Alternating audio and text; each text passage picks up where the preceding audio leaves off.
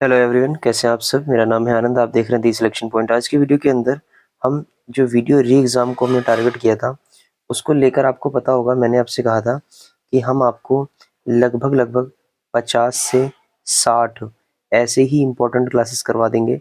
ऐसे ही इम्पोर्टेंट जो नोट्स होंगे वो आपको प्रोवाइड कर देंगे, जिसके बाद आपका जो एग्ज़ाम होगा वो बहुत ईजिली से क्रैक हो जाएगा।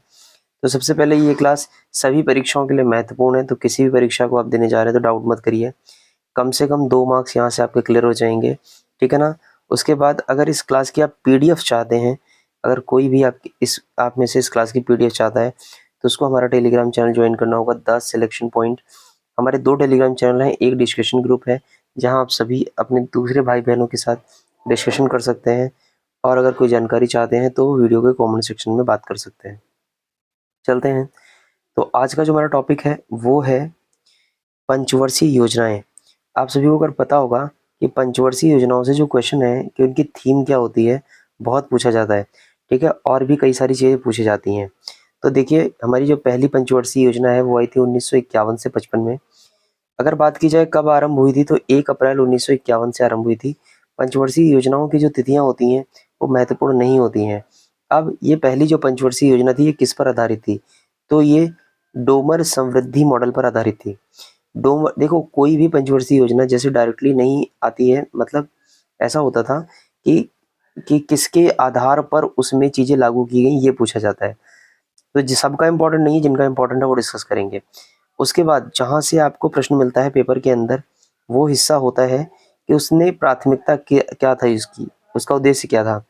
तो इसमें रखा गया था कृषि एवं सिंचाई क्षेत्र, मतलब कृषि और सिंचाई क्षेत्र हम लोग विकसित करेंगे।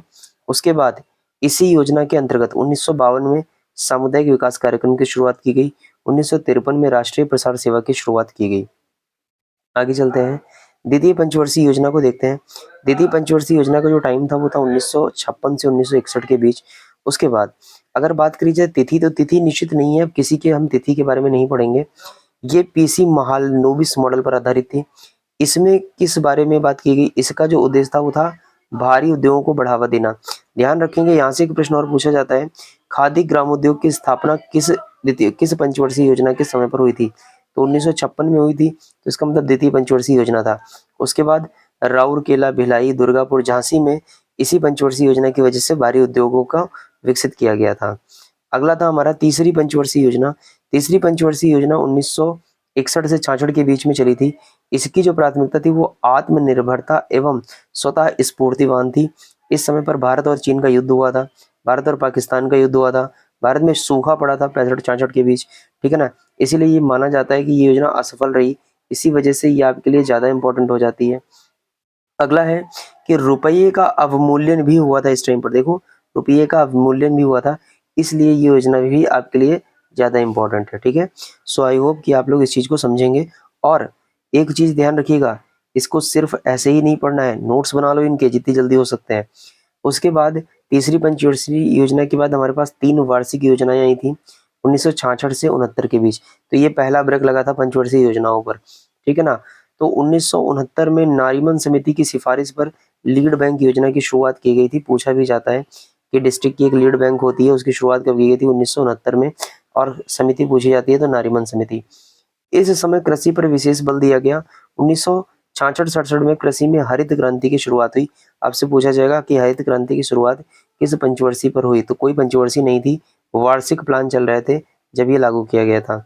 आगे चलते हैं, फिर आती है हमारे पास चौथी पंचवर्षीय योजना। चौथी पंचवर्षीय योजना 1969 से 74 के बीच चली थी। इसमें जो प्राथमिकता थी वो थी स्थिरता के साथ आर्थिक विकास। स्थिर रहेंगे और आर्थिक विकास करेंगे। योजना का प्रारूप किसने तैयार किया था, आर गाडगिल ने तैयार किया था, ठीक है ना, गाडगिल ने तैयार किया था। 1969 में आपको याद होगा 14 बैंकों का राष्ट्रीयकरण किया गया था। 74 में नाभिकीय परीक्षण किया गया था, जिसका टैग था स्माइलिंग बुद्धा। पूछा जाता है कि स्माइलिंग बुद्धा कौन सी पंचवर्षीय योजना के टाइम पर हुआ था, चौथी पंचवर्षीय योजना के टाइम पर हुआ था। देखिए, समय ये मत सोचिएगा कि आपका बर्बाद हो रहा है, ये बहुत इंपॉर्टेंट चीजें हैं। एक प्रश्न यहाँ से मिलेगा आपको।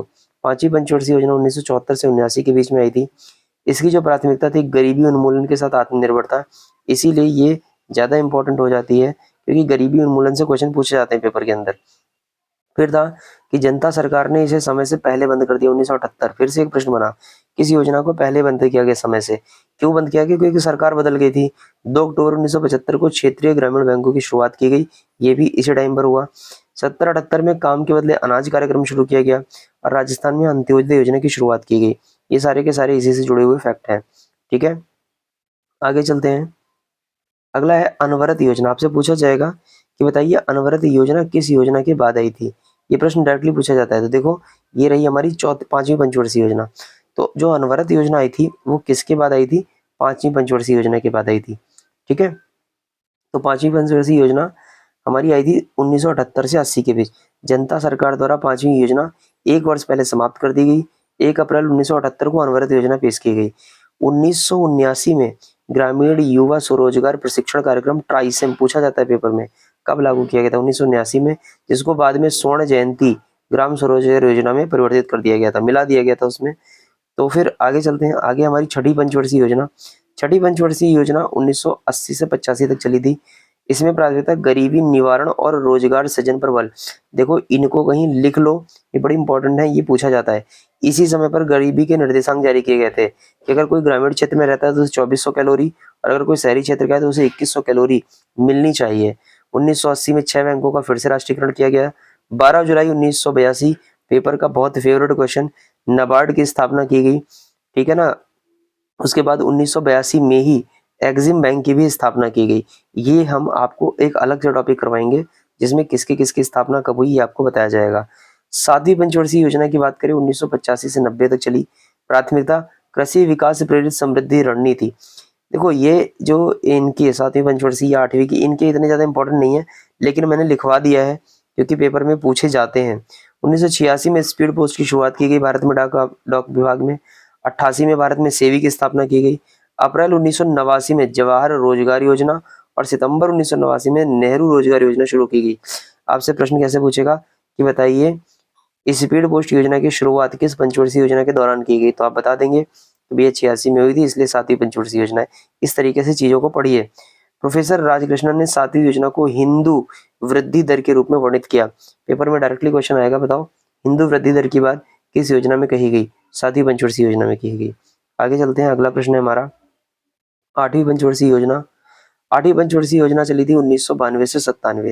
देखो, इसके ठीक पहले 2 वार्षिक योजनाएं आई थी। ठीक है ना, पहले उनको देख लो। ठीक है, नीचे लिखी हैं, ये रही हमारे पास वार्षिक योजनाएं आई थी 1990 और 92 में।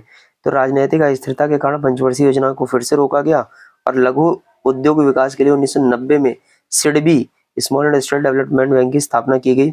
1991 में आर्थिक सुधार। देखो, फिर से सेम चीज, कितना बड़ा था आर्थिक सुधार आपको याद होगा। 1991 में एलपीजी पॉलिसी आई थी, याद है ना सभी को? एलपीजी पॉलिसी जब आई तो उस समय वार्षिक प्लान चल रहा था, कोई पंचवर्षीय नहीं चल रही थी। और वहीं पर आपसे पूछा जाएगा कि सिडबी की स्थापना कब हुई? तो सिडबी 1990 में आई और ये भी वार्षिक योजना का प्लान थी, ये भी किसी में नहीं थी। उसके बाद आगे चलते हैं, तो हमारे पास आती है आठवीं पंचवर्षीय योजना। आठवीं पंचवर्षीय योजना का टाइम 1992 से 97 था। मॉडल जॉन डब्ल्यू मुलर मॉडल था। आईएएस में प्रश्न पूछा जा चुका है। प्राथमिकता मानव संसाधन का विकास। 1 जनवरी 1995 को भारत डब्ल्यूडीओ का सदस्य बना। पूछा जाएगा कौन सी पंचवर्षीय योजना चल रही थी? तो आठवीं पंचवर्षीय योजना। 93 में प्रधानमंत्री रोजगार योजना की शुरुआत की गई। ठीक है ना, क्योंकि भारत में बेरोजगारी बढ़ती जा रही थी इसीलिए। उसके बाद आता है 9वीं पंचवर्षीय योजना, जो कि 1997 से 2002 के मध्य रही। प्राथमिकता की बात करें तो सामाजिक न्याय और समानता के साथ आर्थिक समृद्धि। 4 क्षेत्रों पर बल दिया गया। जीवन स्तर सुधारना है, रोजगार सृजन करने, आत्मनिर्भरता बढ़ानी है और क्षेत्रीय संतुलन रखना है। इन 4 चीजों पर बल दिया गया था। फिर आती है हमारे पास 10वीं पंचवर्षीय योजना। 10वीं पंचवर्षीय योजना 2002 से 2007 तक चलती है। सामाजिक न्याय और समता के साथ अधिक विकास, ये इसका लक्ष्य था। अगले 10 वर्षों में प्रति व्यक्ति आय दुगनी करना, ये भी इसका लक्ष्य था। 2012 तक गरीबी को 15% कम करना, लिंग आधारित भेदभाव को कम करना। अब ये सभी में चलेगा। ठीक है ना, कि हम ये सब ये जो बाद की चीजें है ना, ये सभी में चलेंगी क्योंकि बेरोजगारी बढ़ रही है। महिलाओं को प्रशिक्षण और रोजगार प्रदान करना, तो ये बहुत इंपॉर्टेंट नहीं रहेगा। ठीक है ना, लेकिन टाइम पीरियड सभी का इंपॉर्टेंट रहता है। अगला प्रश्न है हमारा, मतलब अगली हमारी योजना है पंचवर्षीय योजना 2007 से 12 तक 11वीं पंचवर्षीय योजना। प्राथमिकता तीव्रतर और अधिक समावेशी, इंपॉर्टेंट है, कई बार पेपर के अंदर पूछ लिया गया है। लैंगिक असमानता में कमी करना, ये लक्ष्य रखा गया था। ठीक है ना, ये लक्ष्य रखा गया था। अगला है 12वीं पंचवर्षीय योजना। 12वीं में भी सेम चीज लगभग, तीव्रतर संपोषणीय और अधिक समावेशी विकास करना है, गैर कृषि क्षेत्रों में रोजगार पैदा करने, क्योंकि कृषि पर डिपेंडेंसी बहुत बढ़ती जा रही थी। अब देखो एक प्रश्न यहाँ से पूछा जाता है कि कब भारत में जो पंचवर्षीय योजनाएं थी वो सफल हुई और कब असफल हुई। तो सफलता और असफलता देखो कहाँ से दिखती है, अगर जो आपने लक्ष्य रखा है और उसे प्राप्त कर लिया तो योजना सफल, ठीक है ना, ध्यान रखेंगे इस चीज को। और अगर आपने जो लक्ष्य रखा है उसे प्राप्त नहीं कर सके तो योजना क्या हो जाएगी, असफल हो जाएगी, ठीक है। तो आप जरा देखो, ये वो योजनाएं हैं जहां पर लक्ष्य से कम वृद्धि दर हुई, तो आप ये मान सकते हो कि लगभग असफल योजनाओं में आ जाएंगी। और जहां पर लक्ष्य जितना रखा गया उससे ज्यादा हमने प्राप्त कर लिया तो वो लगभग सफल हो जाती हैं। तो पहले देख लेते हैं जिनमें वृद्धि दर हमारी अधिक रही। पहली में 5.6 रखा गया, 6.8 मिला। पांचवी, छठी, सातवीं और आठवीं, इन सभी में जितना लक्ष्य तय किया गया था उनसे ज्यादा है। तो अगर पेपर में पूछ ले बताओ निम्नलिखित में से किसमें वृद्धि दर ज्यादा थी, तो आपके पास पहली, पांचवी, छठी, सातवीं और आठवीं है। इनमें से जो भी आपके ऑप्शन में होगा, ठीक है ना, वही उसका करेक्ट आंसर हो जाएगा। उसके बाद अगर वो पूछ लेता है कि बताओ निम्नलिखित में से कौन सी में पंचवर्षीय योजना, ठीक है ना, उसका लक्ष्य जो है वो प्राप्ति से कम रहा है, ठीक है ना। तो अभी हम सीधा सीधा देख रहे हैं 4.5 रखी गई, 4.3 मिली, मतलब हमने जितना लक्ष्य रखा था उतना प्राप्त नहीं कर सके। तो यहाँ पर हमारी हो जाएगी दूसरी, चौथी, 9वीं, 10वीं और 11वीं। तो इस तरीके से साथियों ये टॉपिक होता है कंप्लीट। मैं आनंद जल्द मुलाकात करूंगा आपसे नेक्स्ट वीडियो में। अगर चैनल पर पहली बार आए हैं तो चैनल को बिना सब्सक्राइब किए मत जाइएगा, हम ऐसे ही वीडियो लाते रहेंगे। मेरा टारगेट है कि आपको कम से कम 50 से 60 टॉपिक मैं ऐसे करा दूं जहां से आपको डायरेक्ट क्वेश्चन मिलेंगे, ठीक है ना। 50 से 60 ध्यान रखना। और ये तभी हो पाएंगे जब आप डेली जितने वीडियो में डालूंगा उतने सारे वीडियो वॉच करेंगे। चलिए जल्द मुलाकात होगी आपसे एक नेक्स्ट वीडियो में, तब तक के लिए टेक केयर, बाय बाय, धन्यवाद।